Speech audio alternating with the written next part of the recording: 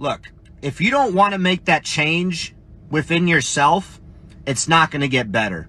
This might not apply to everybody, but if you feel like you're rock bottom, okay, and you're hoping for a better day, but you literally are doing the same thing over and over again, expecting different results, that's a definition of insanity.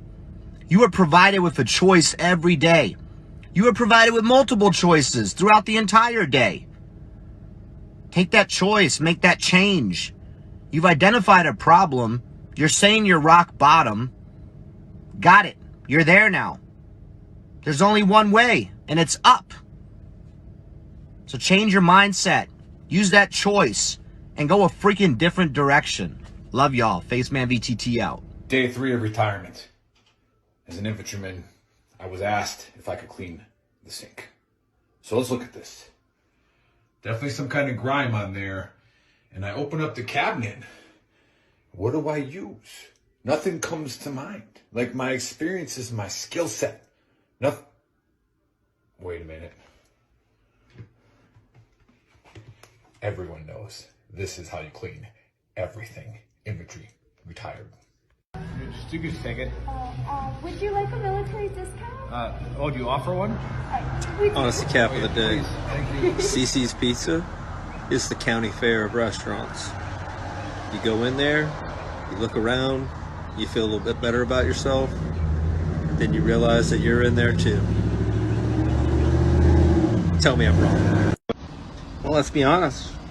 You know, not everybody's made for this life. It's scary. You know, you gotta jump out of a plane while it's moving. That's not natural. It's high, it's fucking wet outside sometimes. It's snowy, it's hot, it's dry, it's shitty. Who the fuck would want to be airborne? Best job I ever had.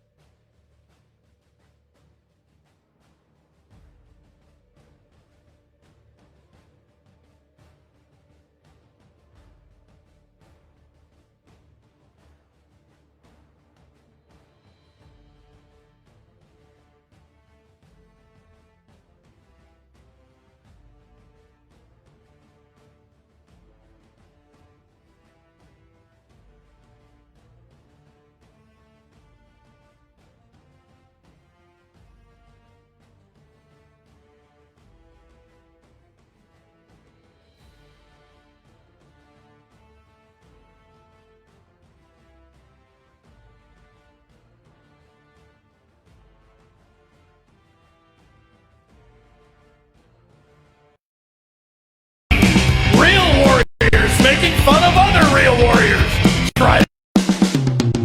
This is the Veteran Trash Talk Hour, hosted by Nick, Dave, and Buddy. Real warriors making fun of other real warriors. Try to not get triggered.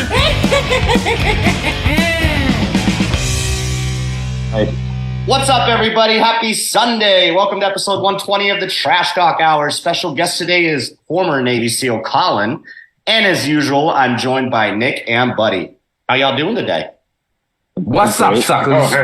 Sunday. We're doing this on a Sunday. It is a Sunday special because the baker or Muffin Fingers, the fake Asian back there, had another one of those pool tournaments where he, I think it's like a transgender thing where you put on floaties and you float around in a pool. But I think that's what he was doing, so we couldn't do it yesterday. Did he win? I would date him. I think he would. Like when he dresses up like a girl, he's pretty good looking. Yeah. So, Chris, did you win? Chris, did you win? You can't hear Chris. I don't know. Maybe you can turn his Only mic. we can hear him. Did you win the transgender floaty tournament? We lost one before the money. There's he lost before God the money. speaking. Okay, God speaking. That means you didn't even place. Like you didn't even get sixth place. How many Nice. people? Second place is technically. They paid top 4. Oh, okay. Yeah, but how how many were playing? 21. Six. I was gonna say, like, yeah, we played four. We got six. Whatever. How many played six? 14. Yeah, it was just 6 people. Yeah, there were 4 teams, and I lost one before the money. You caught me. Good job. And, Man, it's a great Sunday when you got the 10th Mountain Bourbon, too. Oh. Second place is the first loser, Chris. I have mine mixed in my Irish coffee. Oh, yeah. I got a bottle of cordial, too, buddy. It's going to be dangerous tonight. I put a little bit of vodka in there. Yeah. I drank a little too much yesterday. Yeah. But anyway, let's get this dumpster fire kick started. I actually researched this conspiracy 2 days ago. And I dove into it a little bit, just, for Buddy's sake, because he always takes copious notes. And this one is actually extremely interesting. I sent Chris a picture of what this conspiracy is supposedly about, but I think there's a lot more to it. And we're going to dive into that. So have you guys heard of Lake Vostok in Antarctica? Obviously, you guys are aware of like multiple facilities. So. Yeah, multiple facilities in Antarctica. And this is actually a Russian facility, okay? And they've been digging into the ice for over 30 years, to find like microorganisms and stuff like that. So that's always a good idea. Yeah, they located this lake 4,000 meters below the ice in 2012. Okay. Mm-hmm. So they thought they would find like microorganisms in this lake. And, they were like, hey, we're going to go explore this lake. All right. This lake hadn't been discovered and hadn't been subjected to like everything else for about 20,000 years. Okay. So, are we going to find some living life forms down there? Who knows? So the initial crew that explored the lake consisted of 8 people, but only one of them returned. The information on this is kind of conflicting. Okay. Because you read some articles on this and it was 6 and 1 returned. More articles point to 8 people and 1 returning. So people died. Okay. They basically faced this creature with 14 legs that was 33 feet long. All right. Apparently, the creature had the ability to hypnotize the crew, even change its form, making it look like one of the divers. Okay. It could release deadly venom and all other types of crazy stuff. So one of the divers actually chopped off this creature's leg. All right. The leg disappeared. 10 minutes later, it came back and strangled that diver and killed that diver. Okay. What did the leg? The leg. The leg came back. The leg came back. So they were fighting this creature, and they chopped off one of the legs, and the leg disappeared, came back, killed one of the divers. That sounds like a dirty, nasty leg. That's terrible. Yeah. I'm sorry. So this thing was just like, you ain't airborne, you ain't shit. Yeah. You heard it here. It was able to hypnotize them, hypnotize one of the divers, and then swam up to it. The diver was just frozen, then it ate it. It was ripping people's heads off. It was able to make itself look like falling off. Yeah, it was making itself. It was making itself look like one of the divers, so it could shapeshift. All kinds of crazy stuff. Okay, so long story short, after multiple attempts, all right, they finally were able to capture the creature alive. Okay, which was then apparently hauled off to Russia. And is apparently being weaponized by Russia right now. Okay. That's how the story goes. So the main doctor, which is, I don't know if I'm going to pronounce his name right, Anton Padalka. Okay. Don't you speak like 12 languages? Yeah, but not Russian. Okay. You just da. Well, then slow down. If you don't speak Russian, just slow down. Yes, you talk like Padalka. Padalka. All right. So he fled Russia. He fled Russia to Switzerland. Okay. And released this whole thing to the news in 2016 because the Russians covered it all up. When they said divers were dying, they just said it was like an octopus or whatever. They just kind of let it go, right? So this guy flees to Switzerland. 2016, he releases all this information and can no longer be located, and nobody knows where this man is. All right? So there's a lot of stuff going on here. I'm going to give you guys my take. I'm really crazy about Antarctica. And for you flat earthers that are watching, I'm not crazy like that, okay? I do believe that there's a lot of stuff going on in Antarctica. I've talked about the Antarctic Treaty, which Antarctica is really not owned by anybody. It's owned by multiple countries, okay? And there's always been stuff going on. We talked about Admiral Byrd. It's like China in the early 1900s. Yeah. We talked about Admiral Byrd and Operation High Jump, 40 years ago. You know that one, huh? I'm all over that subject. Yeah. Aliens, all kinds of stuff. So it's just the start of COVID. There's a lot to research, so I'm all over a lot of. You have the time to do it, right? So I do believe that they encountered something down there. Okay, I think it definitely wasn't an octopus. Okay, they definitely encountered some crazy creature. That then, they just told the public that it was an octopus. And I do feel like this creature maybe had some crazy abilities. All right, because the doctor just like fleeing Russia and then releasing it to the news in Switzerland and then disappearing. The story's not made up. All right, it was actually in U.S. news as well, and they just talked about an octopus. That makes it real. All I'm saying, it was publicized. You know what I'm saying? Like, it was brought up. So I definitely think they found something. Maybe it was like an alien or something. Aliens. They encountered something down there, and I think it was like a creature. Obviously, the ocean is the most unexplored place on the planet, right? Especially so now we find on an unknown lake. Right, 4,000 meters below the ice, right? So they encountered something. They just don't want to talk about it, okay? Was it sent back to Russia to weaponize it? Who knows? But it was definitely a monster down there. It was not an octopus. And they're just doing their research on it now, and eventually they'll release the files in a couple of years. That's my take. And now the monster has government sending balloons over America, right? Well, I mean, obviously, if you can cut off one of its arms and it just comes back after you, what is its power when it gets on land? Right. But Putin definitely apparently has this monster, and they're using it. They're going to weaponize it and figure out its abilities and stuff. And it also talks a lot about the gas, the poisons that it can release that killed one of the divers. There's my God. It How literally many talks. ways can this thing fucking? It's like the Swiss Army knife of fucking bad. Well, so it can hypnotize. Okay, it can hypnotize. It can shapeshift. It has poisons, and then obviously its tentacles can like just rip your fucking head off, and it can eat you and all kinds of crazy shit. So, anyhow, that's my take. Colin, what happened in Lake Larsa? I don't know. That probably happened. I'm open to the idea that it happened. I ran my first contract at Blackwater. Here we go. This might be good.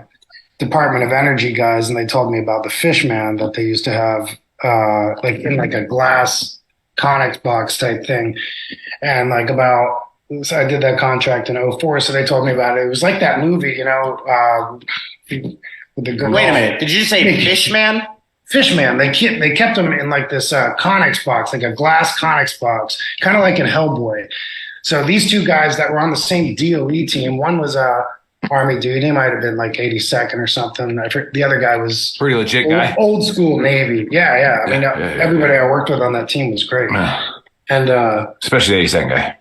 Yeah. Actually, that's absolutely true. Shut up, Nick. I want to hear about this Fishman. I just want everybody watching to know that 82nd is the best. But like 4 years later, I worked with another guy that contracted as security for DOE, and I brought up the Fishman, and he was like, "How'd you know about that?" And so that was like two different times. It was a third person that told me about this Fishman. So I think this thing could be happening in Antarctica. There's a lot going on. All the mountains look like fucking pyramids, for God's sakes. They do. They've discovered pyramids down there. Yeah, for sure. Yeah. And Antarctica, there's the crazy thing about Antarctica.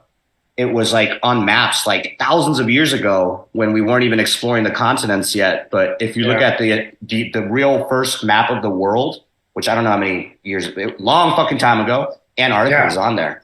And like, who the fuck went to Antarctica at that day and age? We weren't like even traveling in boats yet. It's really weird shit. But well, they just called Graham Hancock's thing on Netflix the most dangerous show on television, which is fucking stupid. Like, I mean, it's not. I don't think it's dangerous to rediscover our past. There is a big chunk of history missing, between certain time periods, and the Bosnian pyramid is carbon dated to at least 32,000 years ago. So there's just so much we're missing. So, well, Nick always brings up a good point. That that's all I ever bring up. Well, sometimes, but lost knowledge. Who says that ancient civilizations weren't fucking 10 times smarter than we are? And then they all died out or whatever, or they just reset maybe. If they were so smart, why are they dead, Dave? Yeah, good point, right? I don't know. A meteor hit them and they died. Maybe a meteor, How did they not see that coming? Geniuses. Yeah. Well, they call our junk DNA, right? Like, but there are theories that whoever these Anunnaki were, they could have like turned off part of our DNA to like Planet X, man. Sort of enslave us a little bit more. You know what I mean? Dave currently has a conspiracy hard on. I'm in heaven right now. He's talking about literally. Anunnaki. Did you guys just become best friends? Yeah, we're gonna Colin and I are gonna do a show on our own, and we're gonna cover the Anunnaki. They are just fluffing each other right now. Oh my gosh. Like This could. We gotta stay on track. But the Anunnaki, yes, I real quick, I believe in the ancient alien theory. Since you brought this up, I believe in the ancient alien theory that they came down here to mine gold, like the Anunnaki, and then they created us, like they, with monkeys and shit, and they created humans, and they enslaved us then to mine gold for them, and then build the pyramids. Yeah. we're cutting his dicks off. Gotcha. That's a lot of pyramids on a lot of continents to build. They found 7 in Mauritius, right off the coast of Tanzania. That's where my girlfriend's family's from.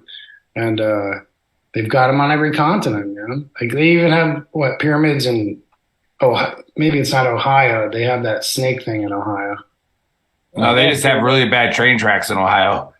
The point, but back to the point with the Antarctica monster is our governments are now openly talking about UFOs in our skies, and they're like, we don't know where we're from. I'm like, bullshit. They know exactly where they're from. 100%. Paul T. Hillier was a former Canadian Minister of Defense who talks about this subject, and I read his book called The Money Mafia, and it's a fascinating book, but he's a world leader who has been saying we're very aware that the Russians and the United States are working with these things.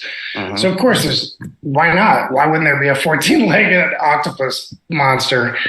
100% is one. I agree. Okay. Yeah, Buddy's monster. Do you think, real quick before Buddy goes, you think the Russians actually then did capture it and they're like testing it and shit and like all kinds of stuff to weaponize it, or is that a little too far fetched? I mean, a doctor disappearing, the main doctor that was in charge of everything, fled Russia to Switzerland, talked about it, and can no longer be found. I mean, why do you go to Switzerland? Because it was like neutral, or because they have CERN? Yeah. Isn't that where Snowden went? Also, that's another one. That's another that one. thing in like the Stargate and CERN or whatever they have there. We're speaking the same language. There is a Stargate. Yeah, for sure. No, they found a Stargate. Oh yeah. Anyhow, okay, Buddy, you're up. Okay.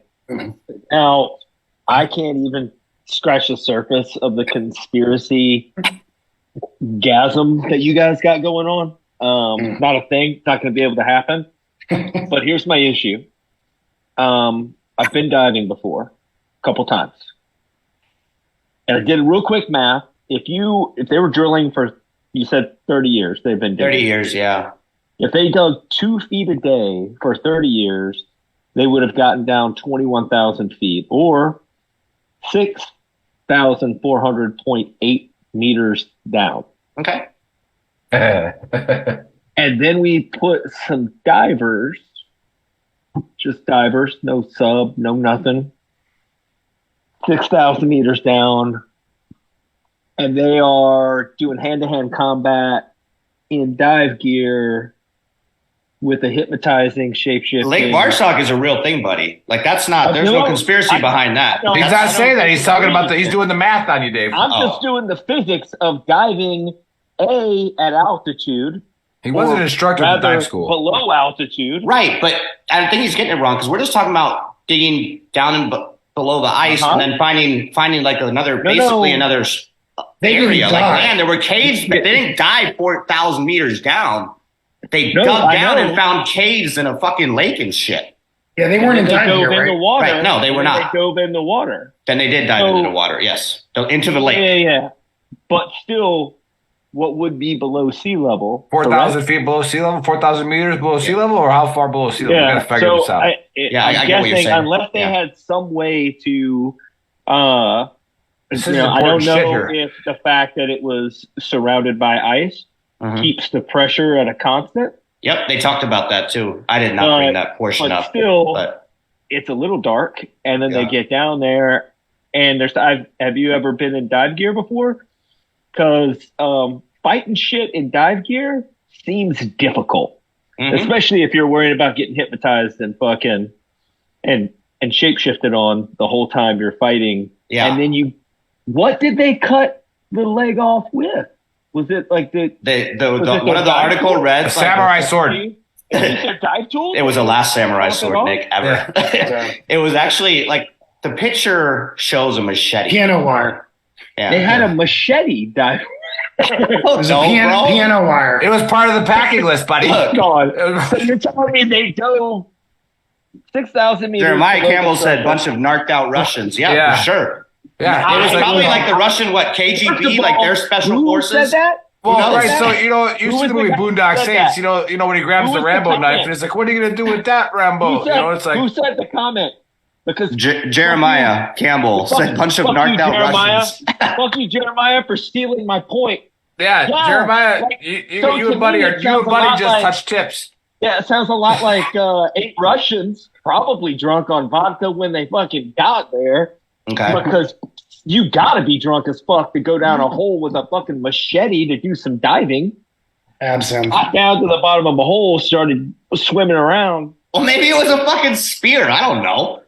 What do you take anything when you're like thing? No, yeah, do you? Is that not a thing? I don't know. Like, no, you take a dive tool. It's a little knife. Knife? Okay. Yeah. And he cut off one of his tentacles with a knife then. Well, Dr. Stephen Greer has a new documentary out called UFO Endgame, which is pretty interesting. That whole community was upset when the Lou Elizondo with his little flavor saver, stupid goatee thing. He's like the A-tip guy. One of the guys that decided they needed to change the name UFO to UAP or some stupid crap like that. Such a waste of time, but they thought about it. But like Greer and guys like Billy Carson, they're saying that we most likely have technology that's 300 years advanced to what the public has now. 100%. So maybe Russia has something that you can dive in at that depth. Maybe, I don't know. There's clearly a lot. Well, I know a Navy SEAL. I know a Navy SEAL that is on those disclosure shows. Mike Jaco, he has channels and stuff, and he's an interesting guy. And he says he's been on Jupiter and Venus. So I don't know what to fucking believe anymore. What? Hey, you know what? All right, when is he coming on our show? We are connecting after this show. We want him on. I just connected a couple things. Colin. Did you just say Jupiter and Venus? Yeah, I did. I don't know. I don't know. Nick, you better get him on our show. Look, all Spec Ops guys, they have like their a reputation. You know, people hear about reputation or something. If you're going to go out there and lie, I mean, he's kind of putting his reputation on the line. Like, I know of him to be a good guy, and most guys I think are pretty honest. So you're saying there's no bullshit. He's lying. He's not lying. He bet on Jupiter in his head, and when he talks to you, like, it's fucking true.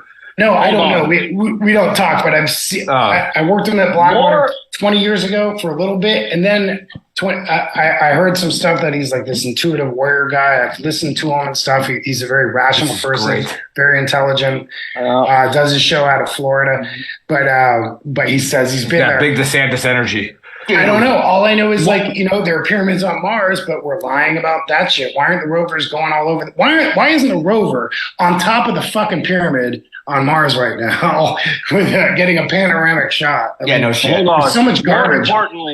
More importantly, how are we skipping over the fact that you just said your buddy was on Jupiter and Mars? Well, you're not. Venus. And you doesn't matter, and you never said anything. Venus is a big ball of gas. No, you may have been on Jupiter and Mars, but I in Uranus.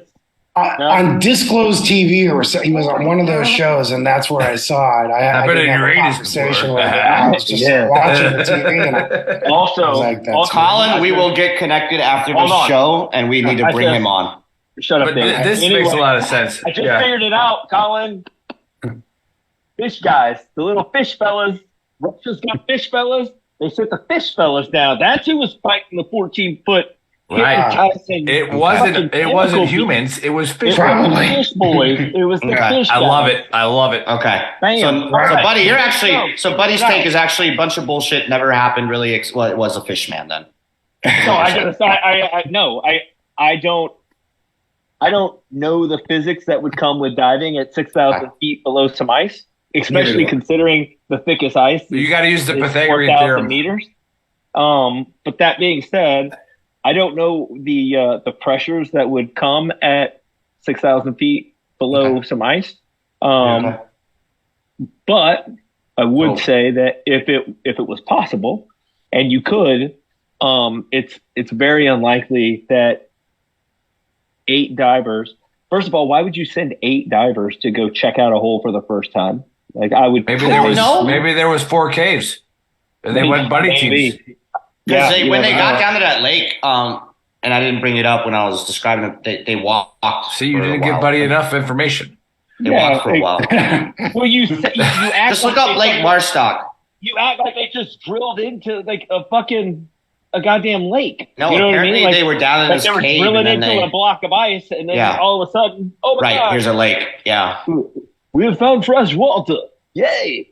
I'll research it a little bit more for you, buddy. I don't. Yeah. All right, let me. Buddy. We're good. What's next? They say with these deep underground military bases, the DUMBs or whatever, they've got tons of human experiments.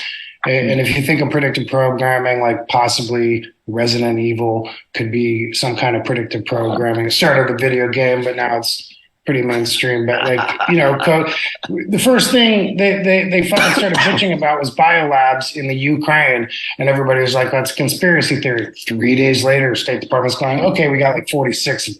Yep. So what are they cooking?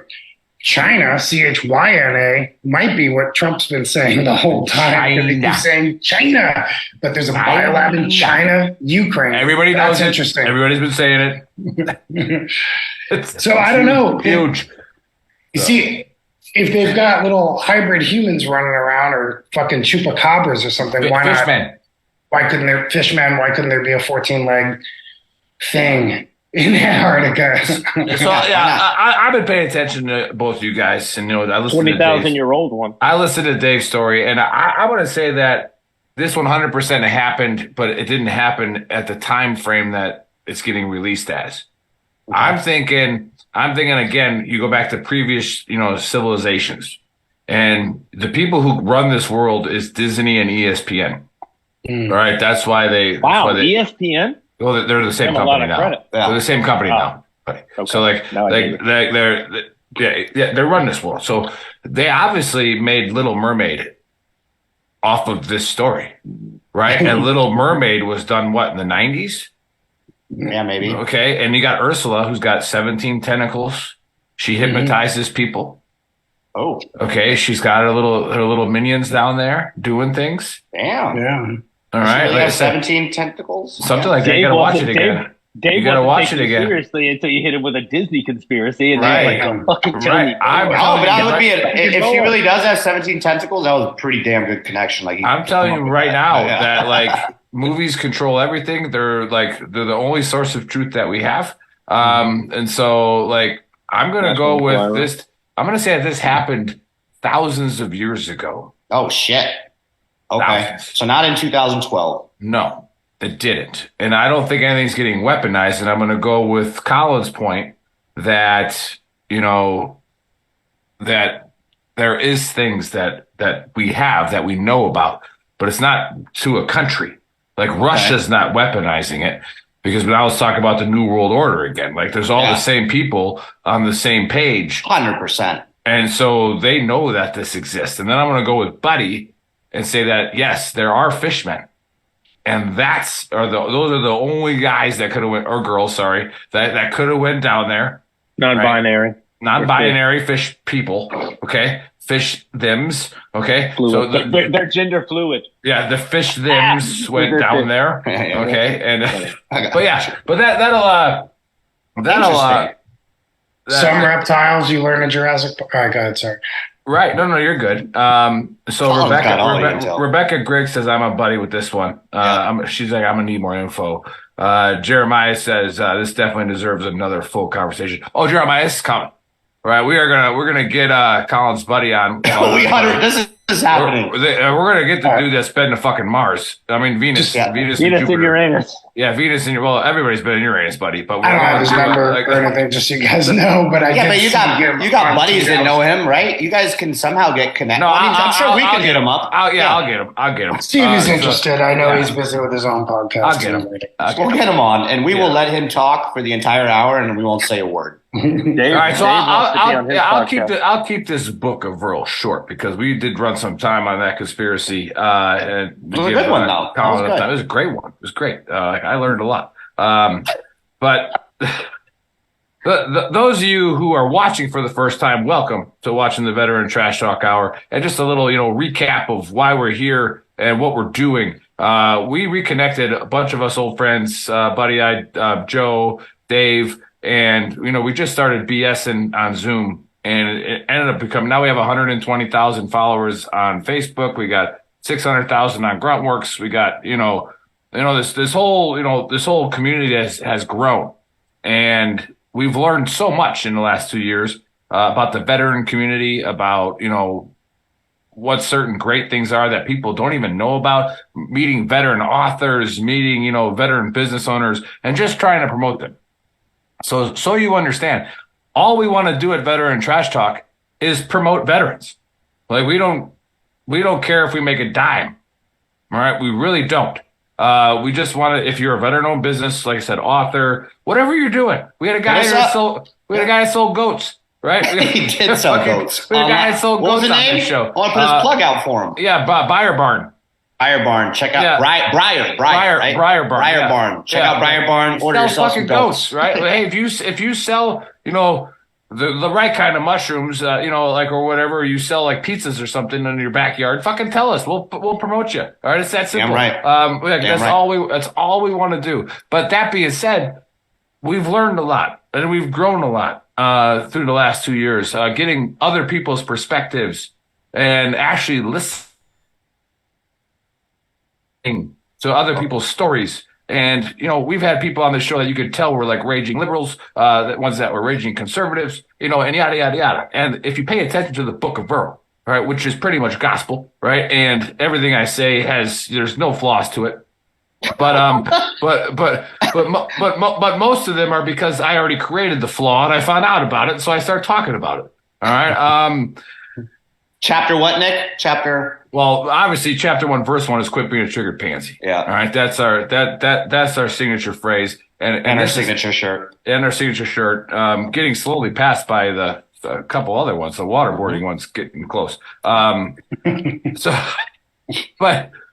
again, you've heard me talk about it. The last time I did a Book of Earl, it's been a while, was the virtue singling. All right, and how you're just trying to get attention to be relevant, and how and once you become important and you try to become, and you already are relevant, when you say shit, it has power behind it, right? And so if you're only saying it to be a jackass, or to think that you're right just because you some moral high ground, you're a very dangerous human being. All right, so what I'm going to talk about real quickly. Thanks, Bob, for the stars. Yeah, sorry, Nick. What I'm going to talk about, Bob. What I'm going to talk about real quickly, all right, is the school shooting that happened. Okay? Absolutely a horrible thing. Yeah. But you know that more than 3 people died that day?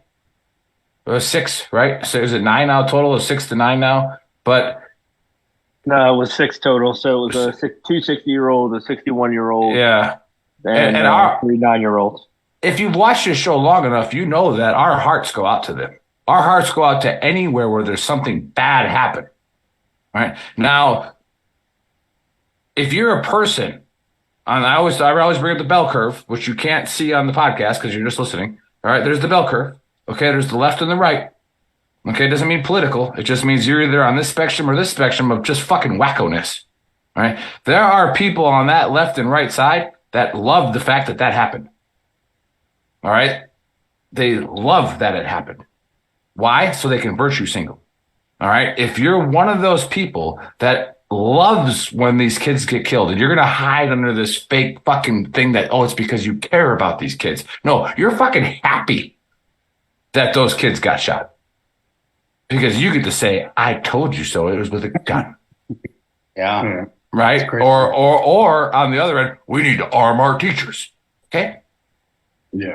Same people that say that will probably watch that guy at Starbucks getting knifed. Yeah. But let's not forget that the things that came out of this story was, you look at the one that happened in Uvalde, and you got people taking selfies, cops taking selfies of each other, smiling while these kids are getting fucking gunned down. And guess what? It was a Marine, right? The cop. The cop that went in. Yeah. I don't know. Yeah, it was a Marine. I don't. You can't say a former Marine, but there were have you seen the? Yeah, I've seen the footage. I've seen the dash cam footage. But you can tell the way that guy manipulates the guy that. Oh yeah, he had good trigger discipline for the most part. He had a vortex fucking scope on that fucking. He was fucking. He knew what he was doing. When he was at the door before entering the school, he's like, "Give me 3," and it was like taking time. He's like, "Let's go, give me 3." No, what should have come out of that for other police forces was what it looks like when you have a bunch of guys that are trained on SOPs and don't need to have a team that's trained all the time. He controlled that whole situation all the way up to like taking out. There were 2 teams that were cleaning, I know. And they both looked almost identical. I only saw his footage where they go start in the first floor and then go up to the second floor, and But you know that's never going to get talked about because of the people. Yeah, that's what we're doing here. We don't. No. I mean, it is here, and because I'm from 45, or I live 45. I texted you that day, man. Those guys are. Those guys won't have to pay for lunch ever. Yeah, and it's like they fucking smoked it. That's like, why do I have to explain that I feel bad for those people, those kids, those families? That should be normal. Yeah. Okay, that should be normal. That, of course, I already understand that that's a horrible thing that happened. Right. All right, and let's go back. You brought up COVID earlier, Colin, and it's like when COVID, Dave saw this on Facebook all the time. I posted to all those people who were the vaccine Nazis. I was like, show me a post from 2017 where you cared about children's lives during a bad flu year. I go, show me one post in 2017 where you gave a fuck about those kids' lives. Yeah. All right. You can't show me one. All right. Show me a post where you gave a fuck about old people dying until 2020. Mm-hmm. Right. Like, show me one. All right. But we weren't told to care about it yet. Right. It's indoctrination by the media. Exactly what you just said, buddy. Yep. Yeah. It's indoctrination by what the media feeds so you. You guys are sitting. I'm talking to those of you listening and watching. It's okay to be wrong about this. It's okay to be on that spec. It's okay to be over there. Because I've been over there sometimes on issues, right? And I found out, like, man, shit, I'm an idiot. Like, I'm not listening to anybody else. You'll still fight that you're right, though, just to terrorize people. I'm not listening. Well, that's different. That's sarcasm. That's on Facebook, though. Right? Like, yeah. Like, if I'm not able to listen because of a bias, I've become worthless. Okay? I literally bring nothing to the table when I'm biased. All right? Like, because the conversation just stops. It just ends. So that's the book of Earl. Stop being biased. Mm-hmm. All right. You can have, that's your right to have your opinion. But can I mention something to you about this? Yeah. One second. If you're virtual singling, okay, smart people will see that. Okay. People who actually are centric, they see it. They see the fact that you haven't said shit about this for fucking 6 months. Now all of a sudden you're this huge advocate. Like, get over yourself, man. Like, and understand that you are destroying any chance of growth when you polarize, right? None. Okay, so that's the book of Earl. Careful with your bias. All right, like I've been guilty of it. We've all been guilty of it. Careful with it, because once it becomes, where do we go from now? What do we do? Because anybody who thinks that any type of gun control, what they say, or an AR. Okay, you're not a logical person. That's not a logical thing. You can't do that. If we get rid of ARs in Memphis, does somebody not bring an AR from, like, how do we get rid of them? like stop. I call after Colin. Yeah. Okay. Go ahead, Colin. Well, one interesting thing is, to piggyback on these so-called conspiracy theories, the theorists really started becoming right, and all they needed was like a few weeks to like 6 months for everything they said to be right? Digital passports, the vaccines, you got coroners, pulling out calamari type shit out of people's veins and that kind of stuff. They're lying to us about that stuff. But the thing that interests me about all these school shootings, it's immediately jumping to, now we got to cancel guns, get rid of the Second Amendment. And we're already working on the first, but they don't want you to defend yourself. This is something bigger than just a disgruntled child with purple hair. How the fuck does the shooter in Uvalde, that is gender confused 19-year-old, have a Daniel defense weapon, and the weapons and the magazines and the bullets and shit that person had would total cost would be about $10,000 fucking dollars. He wasn't working at Subway saving up for that fateful day. Somebody funded that guy.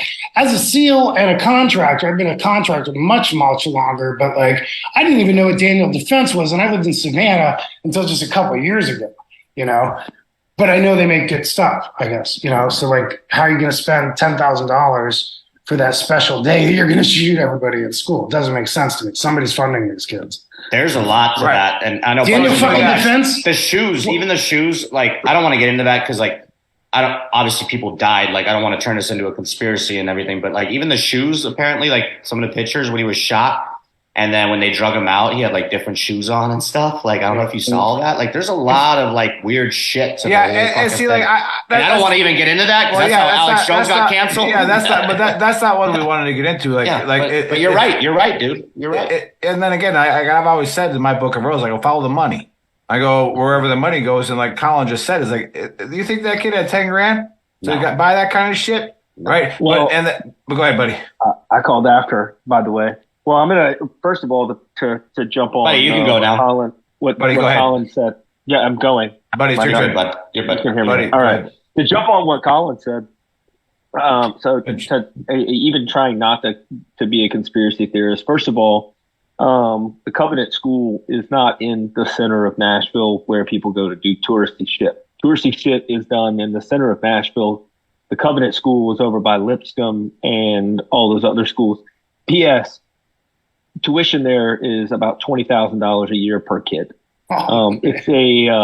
It's not a cheap place to be. The students there are all a private school. It's a private school. Yeah, a private religious school, and it's also super expensive. And it's one of the Nashville elite send their kids there, not only for the education, but so that they can puff their chest up and say, "I send my kids to Covenant." Everybody knows that school in that area where when your kid goes there, it's like, my kid goes there. It's a prestige thing also. Mm-hmm. That being if I'd have known that, I would have never hit you up and asked you if your kid's safe. He was in public school where they don't let anybody in. I know you're like European now, marrying a French woman. Yeah, where Buddy can afford. So that being said, two of the people that they interviewed at the scene were close to the scene. One was a quote unquote survivor from Uvalde, and the other one was a survivor from the shooting that happened in Nashville at the Waffle House. Weird that they both showed up at the same place. One was on vacation and the other one just drove out because there was a mass shooting. Well, I've been in one of those before. I'll go let them know how it is. It's just it's just odd. But even more, and to jump on Nick's thing, the virtue signaling and all that other stuff. After the Charleston shooting, where that white kid came in and shot up the black church. Yeah. What do you think would have happened if 3 days later, the Klan or a bunch of rednecks would have run around with rebel flags or Nazi flags or, white supremacist stuff? They rightly should have gotten the fuck kicked out of them by everybody that saw them. Yep. I walked through my little town 2 days later, and there's a 20-year-old that doesn't walk. I live in the middle of town. He's never done it before, but he's walking through carrying a trans flag. Those kids aren't even buried yet, and you're trying to incite people to fuck you up. And rightfully, they should fuck you up. Not because one trans person did something, so it's the entire community's issue, but out of just use some common sense and don't incite people. Like, it would be different even if they had killed a bunch of adults, but they killed a bunch of kids and adults. So it's even more of a sensitive issue. And then you're going to 2 days, 3 days later have your National Day of Vengeance. The wording of that is even created to, if it's not made to incite, it's definitely made to measure the response of the majority of Americans. Like, are they to the threshold of violence yet? so that they're not going to take shit and they're going to start. It seems like more and more, both media, the policies that our government's making are all made to try to push us to a threshold of violence so that we destroy ourselves. I posted a meme on Facebook the other day. That I can get. No, you're good. That's the only logical. That's the only logical thing I can come up with is that the powers that be are trying to push us to a point that we start fighting each other, so they have an excuse to. But here's where I argue that. I argue that, not saying you're wrong. I argue it saying you're giving the American people too much credit. And I was like, the majority of American people don't give a shit what's happening around the world, what's happening around in other states. They got no idea. Too busy. They're not only are they too busy, they just don't. They're in their bubble. They don't give a shit. And like again, all of a sudden they come out of their bubble when something like this happens, like you're talking about. Mm-hmm. Okay. Well, yeah, so now I'm saying, like, understand who the hell are you? Like, who the hell are you to start? Like what you said, that guy walking around the center of a town before the kids are even buried with a trans flag. And like again, here's something for the trans people. We've already made this very clear as VTT. If you want to change your sex, we have the science. We have the science to do it now. Who gives a shit? No, we don't. So get rid of your. No, we are able to cut a dick off now, and it's not a big deal, right? Like so. And we got steroids. We got steroids. We got all kinds of shit. We got all kinds of stuff we can do, right? Oh. So Science. But guess what? You have made a choice to fix a mental issue in your head. Okay, you have made a choice. All right, that choice now takes you out of competing in women's sports if you're a man, right? Until like the guy with the guy who's getting a boner in a locker room wins a swimming national title, right? It's like no, you're making. This is where I get mad at the virtue signalers. I'm like, no, you're making a choice to do what you're doing.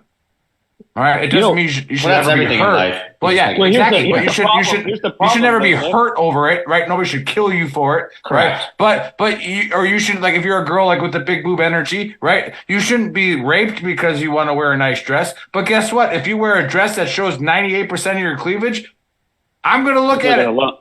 Yeah. Well, here's the issue, though. Everybody else.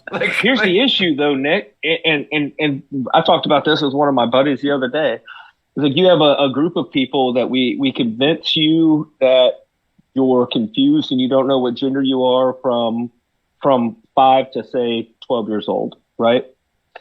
Then when you're 12 years old, we tell you that you can choose. It doesn't matter. You can be whatever you want. And, oh, by the way, if you didn't pay attention in school because you were, a kid and you were 5 years old, we put you on pharmaceutical drugs to fuck with your brain and make you less hyper, so that you could sit in a classroom for 8 hours a day and listen to some teacher drone on, because that's how people learn.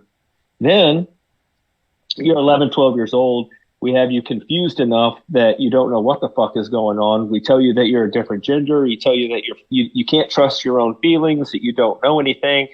Then when you get old enough, we start pumping you full of hormones that you're biologically not used to having, whether it's estrogen or it's testosterone. And then we still sell you a bunch of guns and don't understand why you would go do something fucking crazy. No. You brought up the right point where I was going to say, like when I was talking about the Book of Earl controlling your bias, is understand with your bias when you don't want people to target the trans community with guns, but yet you want gun control. Here's where it's going to really flip your fucking pharmaceutical head. control. No. That's what we need. Here's going to flip your fucking head. Mental health control? Stop. Mm-hmm. No, listen. Mental health control, right? Here's all the things. So we say we want gun control, and an aspect of gun control is like, more extreme background checks, right? So let's just say for the sake of argument, let's say I agree with the liberals on extreme background checks, like 6 months to get a gun, right? Because we're going to go through every single freaking tweet post that you had. Let's just say that's the greatest idea of all time. Okay, let's all agree that it is, just for the sake of argument. Mm-hmm. Greatest idea ever, right? So now, do you know why the DOD, you know how they funded sex operations? Do you know how they justified it to Congress so that they pay for it? Because it's a mental condition. That's how they justified it. So they're literally saying, you're fucking crazy, therefore we have to spend the money to help you, because we care about mental health in the DOD, right? So there you go, liberals. Okay, like you can't have both. Okay, like if you want to be a crazy trans, that's what the DOD says you are, right? And we're gonna fix you because you're crazy, and the only way you're gonna be normal is if you make yourself a dude. Okay, guess what? Then your gun control laws, then they don't get a gun either. All right, because they're fucking mental. All right, I'm mental. I got PTSD. I'm starting to get fucking triggered right now. Right? Does that mean I can't have a gun? No. Okay, maybe it does. I don't know. See how the bias, all of a sudden we can't even have a conversation. Like, okay, you can't say that I should have the right to be crazy. And then also that we need to have more crazy background checks on guns. Don't get mad at the transgenders for shooting people up. I'm mad at anybody who shoots anybody up. That's the thing, man. Like, who gives a fuck? Anybody. Yeah. You know what we should do? We should just make murder illegal. And if you do multiple of them, weird. It's even more illegal. Yeah. Weird. Yeah. People it's even more illegal. Yeah. I was like, but anyways, let's we got to get to our guest here. I know. We're going to have to extend the show for a little bit. Yeah, we turn this into an extra. Totally fucking worth. I don't. But again, it's okay. It's okay to have your moral, actual, like, remember, morals are, different than ethics. Okay. Ethics are the written rules of your community. Morals are how you fit into a community.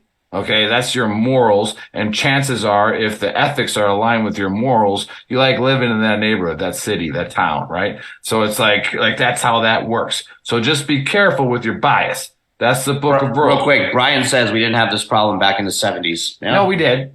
Maybe not as extreme, though. I think we might have, but the internet has caused everything to be, put out into the public at such a fast rate. Like I said, I had the book of rules about instant gratification. We didn't have this problem. We didn't have Lizzo in the 70s. I don't think it was. No, it just wasn't broadcasted everywhere. I mean, we were running illegal operations all over the world in the 70s, and we had freaking. He's talking about like school shootings and stuff like that, and he's not wrong. Well, that's because in the 70s people had guns in their back of their cars at school. Right. Well, you know what? And they had my high school had a shooting range in it. Well, when they're shooting, go ahead, buddy. You know what? Well, here's the question. We keep talking about all these mass shootings that happen. They create more. When we talk about it that much, it creates more. Well, we talk about them. They happen at churches. They happen at schools. When's the last mass shooting you heard that happened at a gun store? Yeah. Yeah. You know why? Because motherfuckers in gun stores have guns. Right. Or the gun shows. And I brought this up with the Walmart shooter here in El Paso, right? Like, that was so strategic to the Walmart that he went to. The Walmart that he went to is where most of the people that crossed over the border from Juarez shopped at that Walmart. Okay, guess what? You're crossing over the border. You don't have a gun. If you'd have came to my Walmart, the Walmart. I know that Walmart. I've been there. Yeah. If you go to my Walmart, where it's on the west side of El Paso, there's 100 people with a concealed carry in there. Brian is saying if they were around in the 70s, they kept it quiet. No, Brian, I think just the exposure and the limited access to the internet. See that, but if they would have had the internet like that back then, it would have still been. You're both right. Nobody heard about it, and guess what? Unless you are, like I said, we're gonna get to the guests. All right, we're gonna let it go. We're gonna let good it show, man. It's been good though. We're gonna have to talk about how in the 70s, the 50s, the 40s. Maybe back in my day, obviously joking, Brian. I mean, good points. There were definitely some bad things that were going on, but there was also a base in traditional values. There was a value system that's been eroded. What are we saying? There's not. Are we saying there's not? I'm saying that the way that they can erode the values is a lot quicker now. Just like that but they were still doing it in the 70s. So when you say it didn't happen in the 70s, they were still trying to erode values in the 70s. What the hell do you think all the hippies were doing? They may have been trying to erode values, but you know what? But it's faster now. They didn't have a direct line to fucking 10-year-olds through their smartphone to make it look that it was socially acceptable to be 13 and sell your fucking pussy pictures on fucking OnlyFans for $20 a pop, so you could be a millionaire by the time. Hey, that's a great business model for those girls that do it. I don't hate on them. Oh yeah, great business. If I could go on there and sell fucking pictures of my fucking, I would fucking do it if I knew I I'm gonna Hey, Dave, be a foot model. Be a foot model. All right. Feet finder, right? but does that mean that it's a great business model, or does that mean that your morals are fucking for sale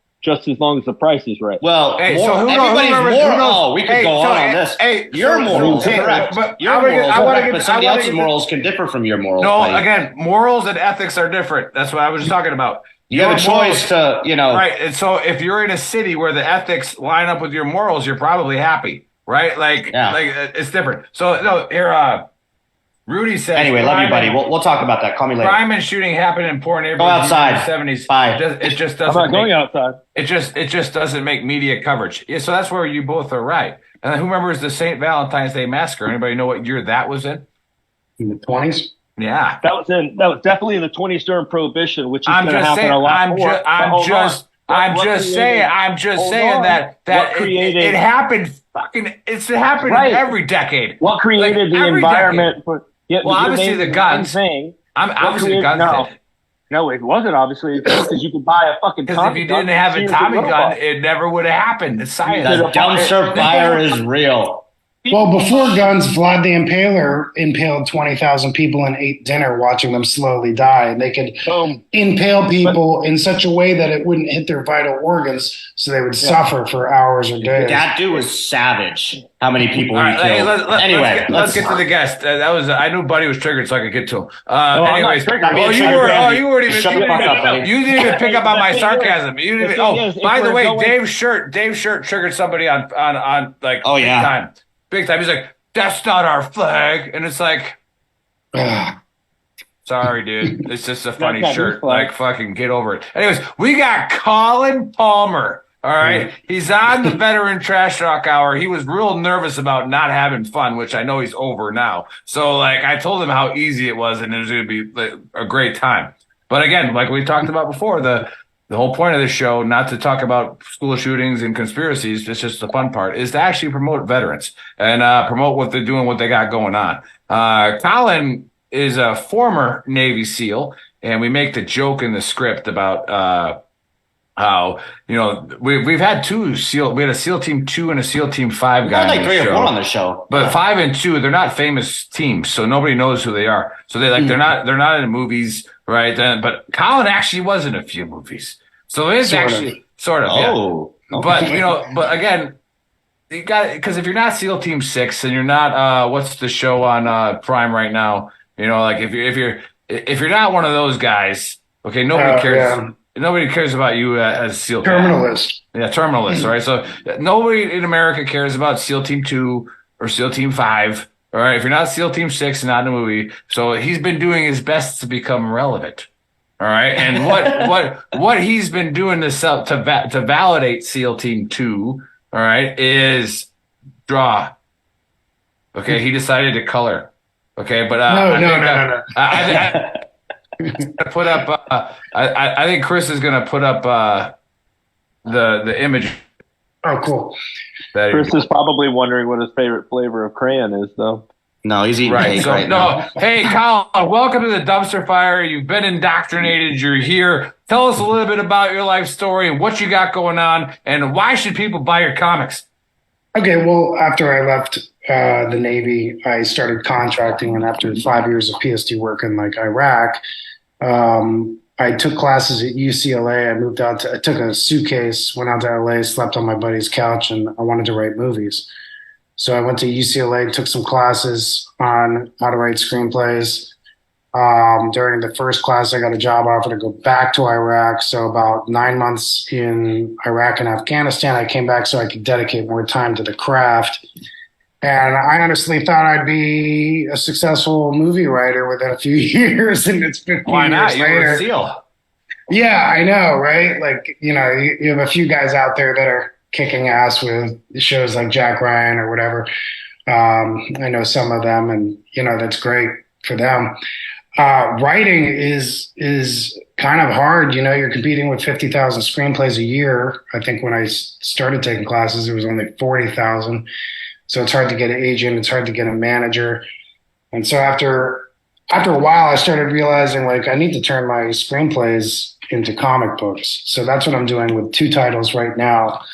And I'm finishing up 2 novels right now. So I cover a couple different genres from like horror, since I've seen shadow people in pointy hoods and stuff. I do science fiction, and Blood Treasure is a vampire pirate adventure that takes place in the golden age of piracy. I figured they'd have to come across the boat at some time. And when me and this British dude we were in Uganda in 2011, and we were done training these dudes in CQB and urban warfare and stuff, and we're in this British tent. We see a commercial for Pirates of the Caribbean. We're like, man, it could have been such a cool thing, but it sucks.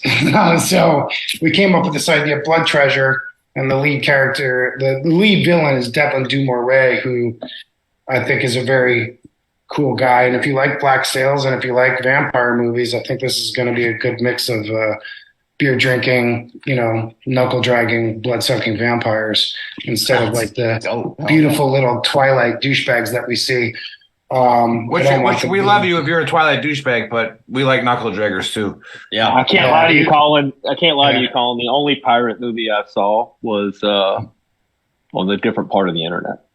Oh yeah. No, it was called Pirates. Yeah, 1 and 2. It wasn't a pirate movie; it was a pirates movie. Yeah, Asia Carrera was in that, right? I mean, we won't call him out by name. I do believe you are correct, though. Yes. There were some other famous actresses. I mostly paid attention to the actresses that were in it. Yeah, but yeah, they were there. Don't lie. Right. You were envious. So the other one, I think I sent you guys Nicaragua. It might have just been like Blood Treasure, but Nicaragua is like, we have like Jack Carr. He's got a really cool series about, the terminal list. Mine is more of like, a former SEAL with a lot of problems that finds himself in these international incidents. And he's on a mission to go blow up an oil rig for the CIA, but it turns out it's really a plot to get him killed and to make these people lots of money off the cleanup, which is a theory that came after the BP oil spill, that if they just blew it up, they did make more money off cleaning up somehow, I guess, through the contracted people. But anyway, it's follow the money, baby. Follow the money. He's got to team up with the drug cartel to fight the CIA, who's got a drug cartel fighting for them. So it becomes a big fucking fun mess of jungle warfare in Nicaragua. So there's 2 different stories coming out. I'm not the one drawing them. I've hired a storyboard graphic novels. They You're the one specialize, who's written them. Yeah. Yeah, they specialize in taking your screenplay and turning it into a graphic novel. So that's awesome. So I couldn't give them $25,000 up front. So I broke it down into 6 issues of 20-page issues to make 120-page, basically screenplay story. So I think it'll be a good graphic Now, are these novel. out already, or they're in creation right now? No, right now I'm planning about June 21st to start selling Blood Treasure issue number 1. So from June until Christmas, I can sell. It's going to be 1 to 6, and then hopefully, if we start making some money off that, then I can start feeding that into finishing Nicaragua, and then do about 8 more screenplays into graphic novels. Hey, Rob, where's that going to be available?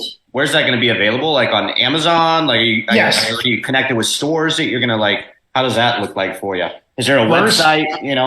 Yeah, in the next 3 months, I'm going to start setting it up on Comixology on Amazon, and I'm going to take the advice of storyboard graphic novel guys and Alex Fox. And Nick talked to Alex Fox. He's going to help me with like marketing or something. No, I don't know anything about that. I was doing a demo for the suicide virtual reality training at the Citadel. And I was wondering where you guys connected. Yeah. And then he was like, "Hey, you need to talk to this guy Colin to get him on your show."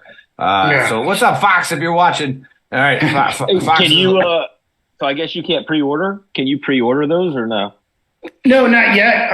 Honestly, I thought this came a little fast. Right now, we're in the process of making issue number 3. But by the time issue 4 is done, which will be about June, then I can start selling them. So that way I won't have any lag time of more than a month in between comics.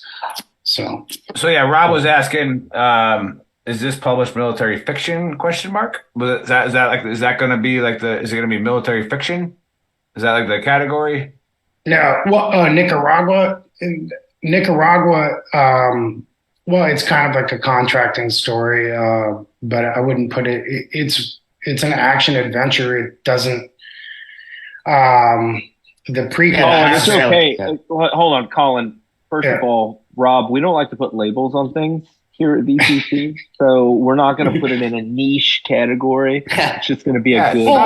Stop trying to pigeonhole him, Rob. Stop trying to put him in a. Nobody puts baby in a corner. Okay? Vampire Pirates in 1672, I don't think really kind of falls in the category of. Rudy in the chat says Netflix special coming soon. This sounds really. Real quick, like, what made you decide to turn it into a comic instead of just going into like a book? You know, because this is definitely something new. Because most of the, there's a lot of SEALs that have written books, Delta guys, Special Forces guys. We've had plenty on the show, but you're going into that niche of like comics. What was that like? What did that? Last year with Nicaragua, there was a small production company that offered me an option deal to possibly get the movie made. And reading the deal, I just didn't like the deal, but I knew that I could get this fucking movie made, So I think, the idea is if I can at least get it, visually stimulating by doing a 120-page, graphic novel, literally a producer could flip through it in a second and be like, man, this looks cool. I want to do it without even reading every single word. A screenplay would be more laborious. You're going to take a few hours or a couple days to read it. But again, the pictures, itself tells a 1,000 words.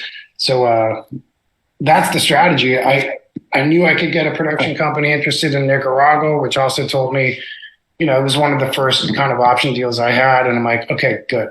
I know I can get somebody interested. And if they're interested, there's probably more people that'll be interested. And if we come up with a graphic novel, then maybe a lot more people be interested. And hopefully we can shift out of contracting and just be a writer for the next 20 years until I honestly, that's have a heart attack.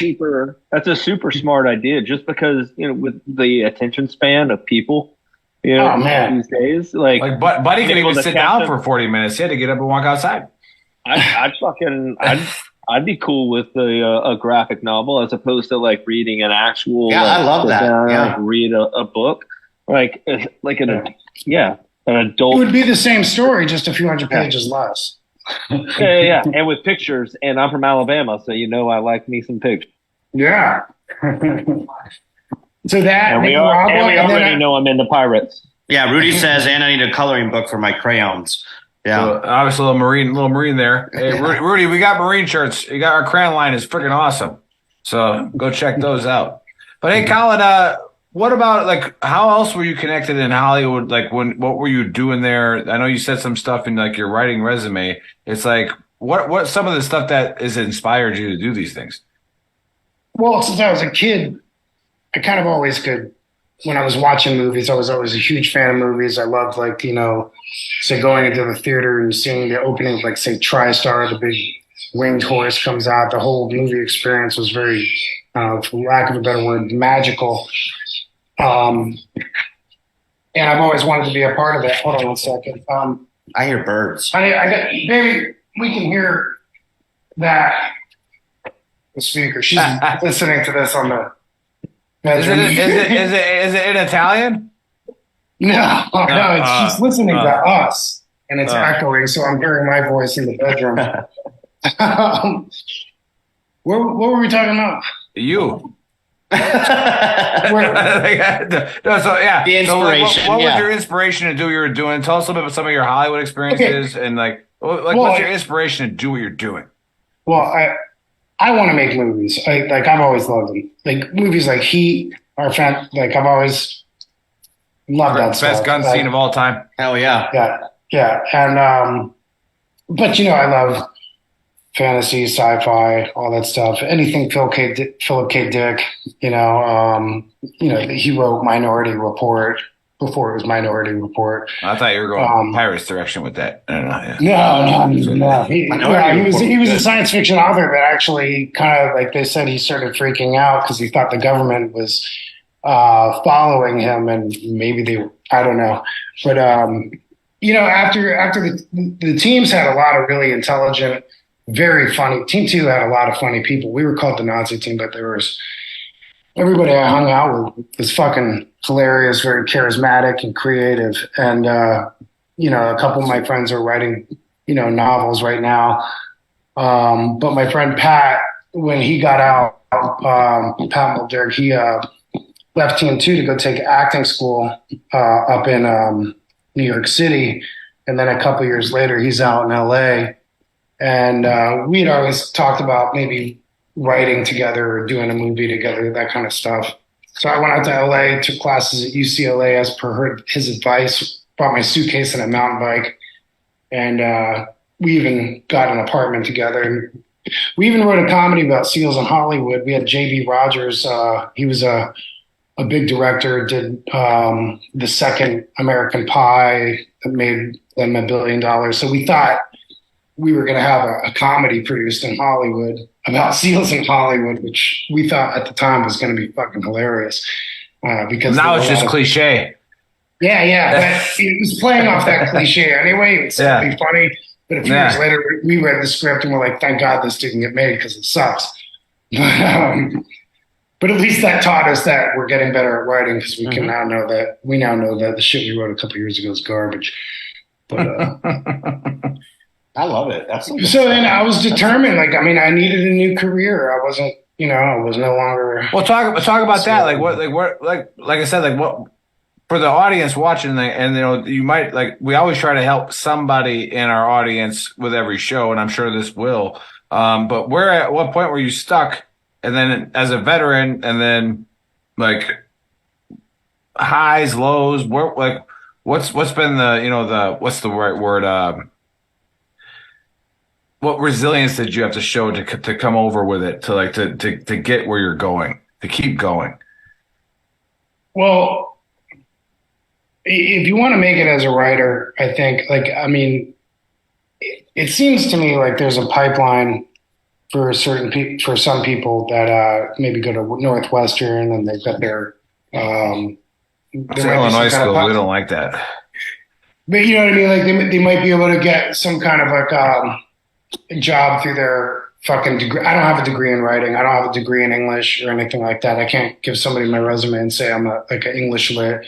My vocabulary is decent, more with F bombs and that kind of stuff. But yes, sir. Yes, sir. But I don't have like the education to say that I'm a good writer, so I'm gonna have to prove it by self-publishing, I think.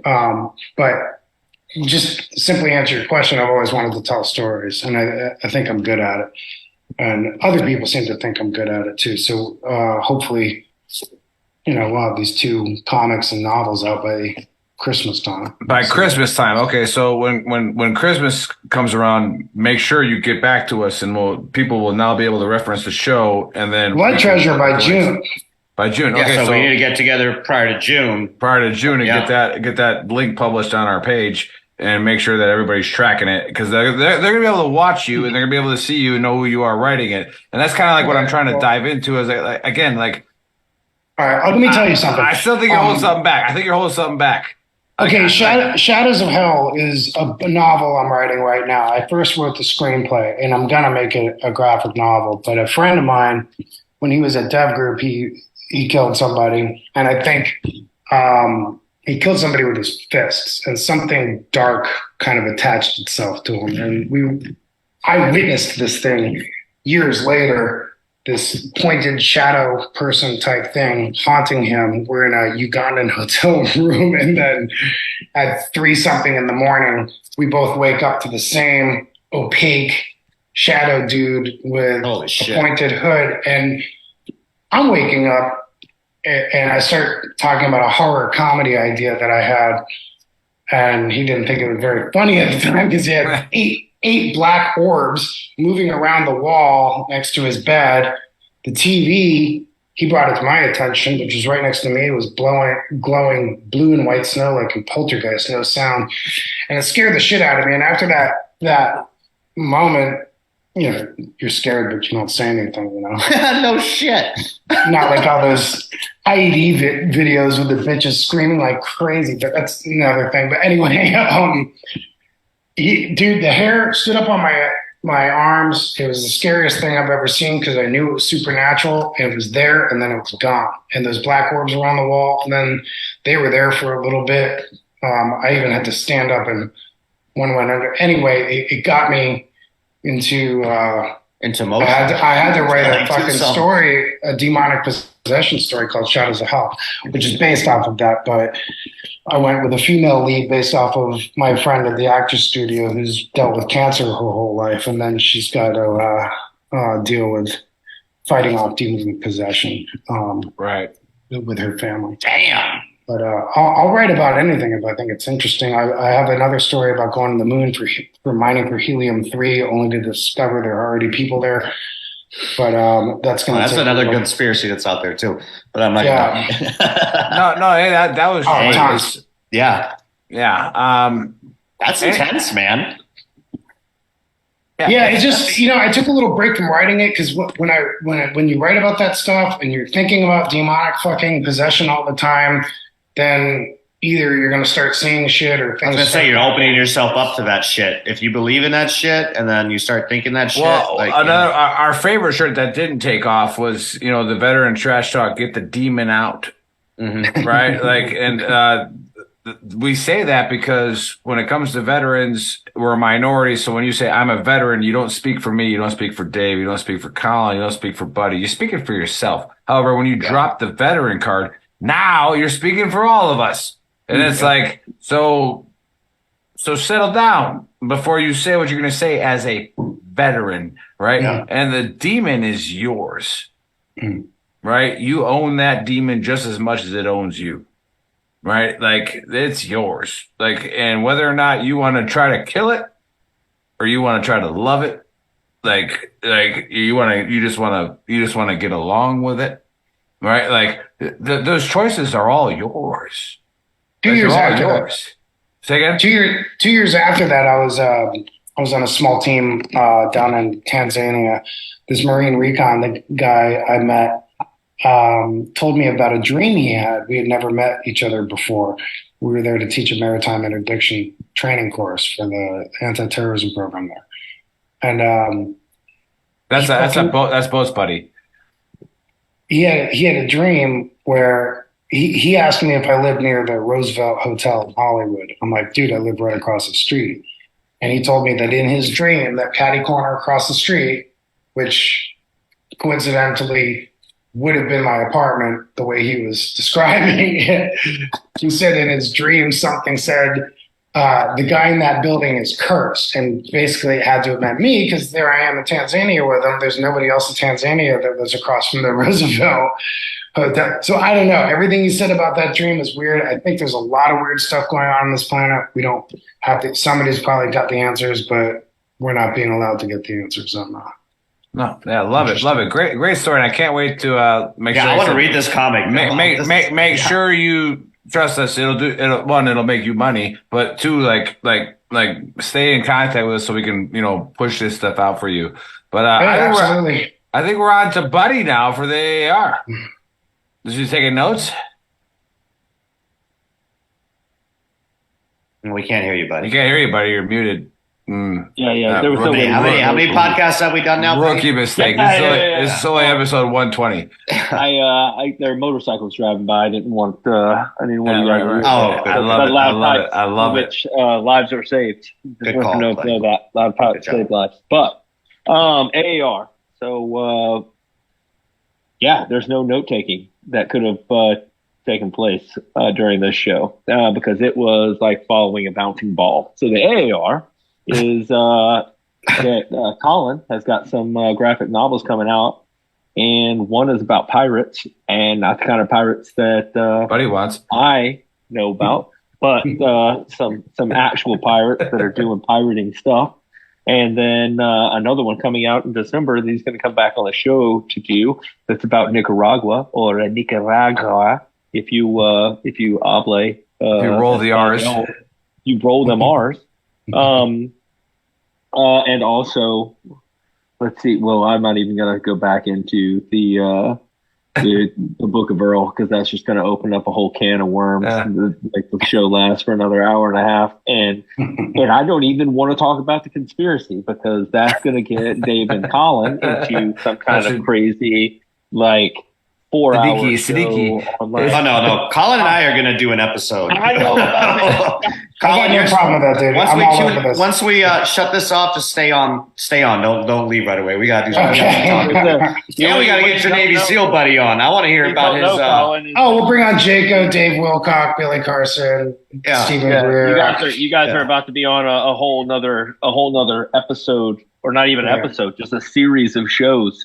We might even get to go to Venus. That would be fantastic. Do a show live from Venus, and I'm sold. That's what more proof do you need, right? Sold, yeah. True, or a pyramid on Mars. There's not enough satellites there to get the signal back to us. So the AAR is that you just got to watch the show.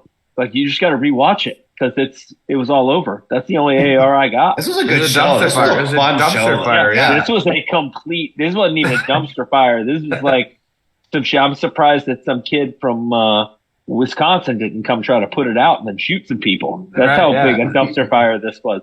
It'll get censored again. Yeah, that's usually what happens. Well, it makes you wonder if John Carpenter's movie The Thing was actually related to the Russian story. Ooh.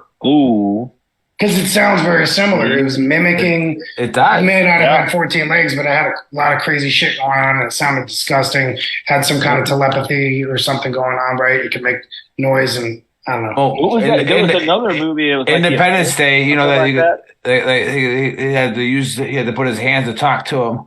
Yeah, he did. You're right. You should all die. Well, that's all coming soon anyway. That's why they're talking about the UFOs. That's one world currency. The bank's collapsing. That's all. All right, here you go, buddy. You were just supposed to close it out. Shut up. I didn't get into that on purpose. I did my job. You guys fucked it up. That's not me. It wasn't me this time. I didn't do it. That being said, if the aliens can come from 3 galaxies over, they're not getting shot down by us. Yeah. Then, but Colin, before we turn over to Dave to close this out, is there anywhere a little bit to make yourself feel better, but you're just getting gold apparently. That's what we're doing from now on. Hashtag Anunnaki.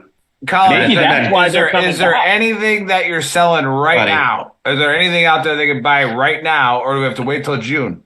No, I'm going to have to wait till issue 3 is almost done, and then when issue 4 is done, most likely June, I'll be able to start, putting up stuff to sell Blood Treasure, and I think people are going to love it. It's going to be fun. There's no political bullshit. It's just good old fashioned storytelling. That's perfect for VTT. So hey, Veteran Trash Talk, you guys watching, Gruntworks Nation, you guys watching right now and listening right now. Wait till June. We'll get you the links to Colin's stuff, and it's going to be awesome. I can't wait to see it. Now I'm going to try and rush that. Don't rush it. Make it perfection. We'll be here, brother. Finish it up. We'll be here. Yeah.